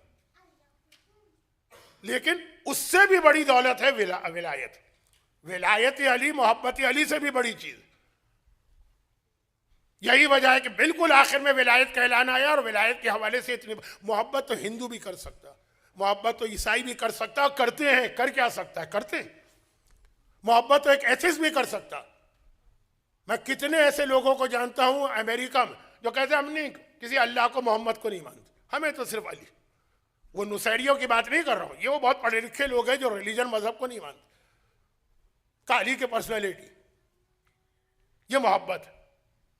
غدیر میں ہم سے محبت نہیں مانگی گئی، ولایت مانگی گئی. میرا ایک جملہ جس پر مجھے آدھے گھنٹے بولنا تھا لیکن نہیں بولوں گا، آدھے منٹ بولوں گا. تقریر نہیں ختم کر رہا ہوں آدھے منٹ میں، یہ جملہ میں بول کے آگے بڑھ جاؤں گا. وہ یہ ہے کہ کہیں ایسا تو نہیں کہ شیطان زیادہ قیمتی چیز ہم سے چھین لے، اس کے بدلے میں ایک بہترین چیز دے دے، لیکن وہ اس کے مقابلے میں ذرا کم. کراچی میں ایسے فراڈ میں نے دیکھے. کسی کا پلاٹ زمین بہت ہی اچھی لوکیشن پہ تھی، اس کو الو بنا کر باتوں باتوں میں پھنسا کر دوسرا پلاٹ دلوا دیا گیا، اور یہ اس سے لے لیا گیا. وہ اس دوسرے میں خوش بھی ہے، لیکن جو زیادہ پرائم لوکیشن پہ تھا، یہ کیا کہتے ہیں انگریزی میں گولڈ مائن، وہ اس سے چھین لیا گیا. ایسا تو نہیں ہے کہ ہمارے ہاتھ میں مثلا سونا ہو، گولڈ، وہ لے کے ہمارے ہاتھ میں چاندی دے ہم اس میں خوش ہو جائیں. یا شاید پلاٹینیم سونے سے بھی مہنگی ہوتی ہوگی شاید، تو سونا ہم کو دے کے پلاٹینیم ہم سے لے کے چلا جائے. ایسا تو نہیں. بعض اوقات ایسا لگتا کہ ہمیں محبت علی دے کر ولایت ہم سے چھین لی گئی. محبت بہت بڑی چیز ہے، ولایت اس سے بڑی چیز. اسی لیے آخری اعلان پیغمبر نے محبت کا نہیں کیا ہے، آخری ولایت کا کیا. اور ایک اصول یاد رکھیے پوری کائنات کا، پوری دنیا کا ایک اصول ہے کہ جب حکومتیں قانون بناتی، پہلا قانون جو بناتے ہیں اس پر عمل نہیں ہوتا، جو سب سے آخر میں قانون بنتا ہے اس کے اوپر عمل ہوتا. ایسا نہیں ہو سکتا ہے کہ قانون 2010 میں بنا ہو 2015 میں آپ کہیں میں تو 2010 والے قانون پر چلوں گا. کہا نہیں، جب 15 میں نیا قانون آ گیا 10 والا ختم ہو گیا. ہو سکتا ہے آپ میں سے کتنے لوگوں کو امیگریشن میں اسی سے سابقہ پڑا ہو کہ پرانا قانون کچھ تھا، نیا قانون کچھ. آخری قانون یہ نہیں تھا کہ محبت، آخری قانون ہے ولایت. کیا دونوں میں فرق ہے؟ جی ہاں فرق ہے. یہ فرق بھی اسی حارث نے بتایا جب اس نے کہا کہ تم نے بحیثیت حاکم اپنے بھائی کو ہم پر مسلط کیا. ولایت کہتے ہیں علی کی حکومت کو ماننا، محبت کہتے ہیں دل سے علی اور زبان پہ علی کا ذکر کرنا، جہاں صرف دل و زبان تک. جیسے میں نے کہا نا کہ دنیا میں بہت سارے لوگ علی سے محبت کرتے ہیں، شاید کچھ ہندو، شاید بعض مومنین سے زیادہ علی سے محبت کرتے ہوں، لیکن ولایت علی کی بات بھی مانتے ہیں کہ نہیں، علی کا حکم بھی مانتے ہیں کہ نہیں. اور اسی لیے بس یہ آخری جملے جو میرا اپنا اسٹائل ہوتا، اور وہ کیا ہے، وہ یہ کہ سمجھ میں نہیں آتا کہ جس زبان پہ نعرہ حیدری آتا ہے اس زبان پہ پھر گانے کے جملے کیسے آتے. بھئی زبان جب علی کا نام آ گیا تو زبان اتنی مقدس ہو گئی، زبان اتنی پاکیزہ ہو گئی، اس زبان پہ تو کوئی نجس چیز آنے ہی نہیں چاہیے. جس زبان پہ یا فاطمہ آتا ہے اس زبان پہ کسی کی غیبت کیسے آتی ہے. جو ہاتھ نعرہ حیدری کے لیے اس طرح بلند ہوتا ہے کہ بعض لوگ تو بڑی رقیق بات کہہ دیتے ہیں نا کہ جس نے دونوں ہاتھ بلند نہ کیے اس کے نسب میں شک ہے. جو ہاتھ نعرہ حیدری کے لیے بلند ہوتا ہے اس ہاتھ میں کوئی حرام لقمہ کیسے آ گئے. دیکھیں جب آپ نے علی کے نام پہ ہاتھ بلند کیا یہ ہاتھ پاک ہو گیا. علی کا نام آپ نے اپنی زبان پہ لیا یہ زبان پاک ہو گئی. علی کی اولاد کے غم میں آنکھ سے آنسو نکلے یہ آنکھ پاک ہو گئی. اب یہ آنکھ کسی حرام چیز پہ جانا ہی نہیں چاہیے, یہ زبان پہ کوئی حرام چیز آنا ہی نہیں چاہیے, اس ہاتھ میں کوئی حرام لقمہ پہنچنا ہی نہیں چاہیے. یہ ہے ولایت, یہ ہے ولایت. اور یہاں پر پیغمبر کی آپ کہیں گے کئی بار میں نے آخری کہا مگر یہ تو آخر کی آخر, وہ مباہلہ کا آخری جملہ تھا, یہ غدیر کا. پیغمبر نے غدیر میں آخری جملہ کیا کہا ہر ایک کو یاد, فَلْيُبَلِّغُ الشَّاهِدُ الْغَائِبُ. بہت کچھ کہنا تھا غدیر پر بھی, بہت کچھ کہنا تھا مباہلہ پر بھی. مباہلے کے لیے مجھے اطمینان ہے کہ میں نے شاید ذرا مختلف انداز سے آج آپ کے سامنے بات کی ہے. جو موجود ہیں وہ یہ پیغام پہنچائیں گے ان لوگوں کے پاس جو نہیں, چاہے مکانی اعتبار سے نہیں ہے چاہے زمانی اعتبار سے نہیں, یعنی چاہے وہ غدیر میں نہیں ہے کہیں اور, اور چاہے زمانی اعتبار سے ابھی وہ پیدا ہی نہیں ہوئے بعد کے زمانے میں ہوں گے. جو موجود ہے اس کی ذمہ داری بات تک پیغام پہنچانا. اور فَلْيُبَلِّغُ الْوَالِدُ وَلَدَهُ, اور ہر باپ کی ذمہ داری ہے کہ اپنی اولاد تک یہ پیغام پہنچائے. اور اسی کی ایک شکل ہے یہ العصر. الحمدللہ العصر اسلامک سینٹر کو آج 7 سال پورے ہو گئے, اور مجھے یہ شرف اور اعزاز بھی حاصل ہے کہ جس دن اس کا سنگ بنیاد یا فاؤنڈیشن اسٹون رکھا گیا تھا اس میں بھی میں شریک تھا, اس پتھر پہ میرا ہاتھ لگا تھا. جس دن اس کا مکمل ہونے کے بعد اس کا افتتاح ہوا اس دن میں اس میں تھا. اور آج جب یہ 7ویں سالگرہ, خاص اس وجہ سے بھی میں نے ایک درخواست کی تھی الازہر انتظامیہ سے کہ اس جشن میں 7ویں امام کی ولادت بھی شامل کر دیں, 7واں امام ہو اور الازہر کی 7ویں سالگرہ ہو. کیا میچنگ بن جاتی ہے؟ تو میں نے کہا کہ چاہے ہمارے یہاں مشہور نہ ہو لیکن چونکہ ایکچول ڈیٹ یہی ہے, اس اعتبار سے الازہر کی یہ سالگرہ یہ وہی ہے. اس کے ذریعے کیا پیغام ہے؟ اس کے ذریعے وہی غدیر کا پیغام شاہد سے غائب کو جاتا ہے, باپ سے بیٹوں کو جاتا ہے, ایک نسل سے دوسری نسل کو جاتا ہے. بانی الازہر جناب ذکی پنجو صاحب کی خواہش تھی تو میں آ گیا, ورنہ حج کے بعد میرا حج ذرا عام لوگوں سے مختلف ہوتا ہے, بڑے قافلے کی ذمہ داری ہوتی ہے اور میں کچھ زیادہ ہی اپنے کندھے پہ ذمہ داریاں لے لیتا ہوں. لیکن پھر بھی ان کی خواہش تھی اور چونکہ اس سے مجھے ایک اٹیچمنٹ تھا, میں تو سمجھ رہا تھا کہ دوسرے عالم آ چکے ہوں گے تو ذرا مجھے آرام مل جائے گا. لیکن بہرحال جو بھی وجوہات ہوں, یہ ایک صدقہ جاریہ بھی ہوتا ہے آدمی کے لیے, مرنے کے بعد بھی قبر میں کام آتے ہیں. ابھی ایک سوال پوچھا گیا تھا کوہوت میں, کیونکہ میں ایسی جگہ بیٹھا تھا, نہ اسکرین دیکھ رہا تھا نہ ہی آوازیں صاف سن رہا تھا, کہ مولا علی کو قرآن میں امام مبین کہاں کہا گیا. میں نے کہا شاید بڑے بھی اس کا جواب نہ دے سکے, بعض سوال بچوں کے لیول سے اونچے ہوتے ہیں. وَنَكْتُبُ مَا قَدَّمُوا وَآثَارَهُمْ وَكُلَّ شَيْءٍ أَحْصَيْنَاهُ فِي كِتَابٍ مُبِينٍ. تو جو آیت ہے کتاب مبین جو مولا علی کو کہا گیا, اس سے پہلے یہ ہے کہ کچھ اعمال ہم مرنے کے بعد بھی اس کا ثواب لکھتے رہتے. اس کے اندر یہ الازہر اسلامک سینٹر جیسے, اب تو خوشی کی بات ہے, جب میں میلبرن میں آیا تھا صرف ایک سینٹر تھا, اور وہ بھی کیسا تھا, میں سے کہنے کا مطلب بنانے والوں نے بڑے خلوص سے بنایا, تعداد کی بات کر رہا ہوں الحمدللہ, اور یہ بڑھتا ہی جائے گا سلسلہ. اسی سے غدیر کا پیغام عام ہوگا جو پیغمبر نے کہا, اور اسی سے ولایت کا وہ حکم لوگوں تک پہنچے گا. تو میں مبارکباد بھی دیتا ہوں بانی الازہر کو, ذکی پنجو صاحب کو, اور جو لوگوں کا اس میں تعاون شامل ہے. مالی تعاون تو شاید اتنا نہیں ہوتا ہے الازہر میں, پتہ نہیں کیوں لوگوں کے ذہن میں یہ امپریشن ہے کہ الازہر کو ضرورت نہیں ہے تو ہم کچھ دیتے بھی نہیں. کیونکہ ایک دفعہ میرے سامنے انہوں نے صندوقچی کھولی تھی, پورے رمضان کے بعد شاید $5 نکلے تھے ایک مہینے کے بعد. خیر وہ تو جس کو جو دینا ہے اس کو قیامت کے دن ملے گا, وہ ایک الگ چیز ہے. لیکن والنٹیئرز ہوتے ہیں اس کے اندر, لیڈیز والنٹیئرز ہیں, پھر آپ لوگ آ کے بیٹھتے ہیں, یہ بھی ایک بڑی بات ہے. آج کل تو شیطان نے کچھ اس طرح سے ہمیں, جو میں نے کہا تھا اس پہ بھی مجھے بات کرنا تھی, کہ شہزادی نے کہا ہماری امامت لوگوں کو جوڑتی.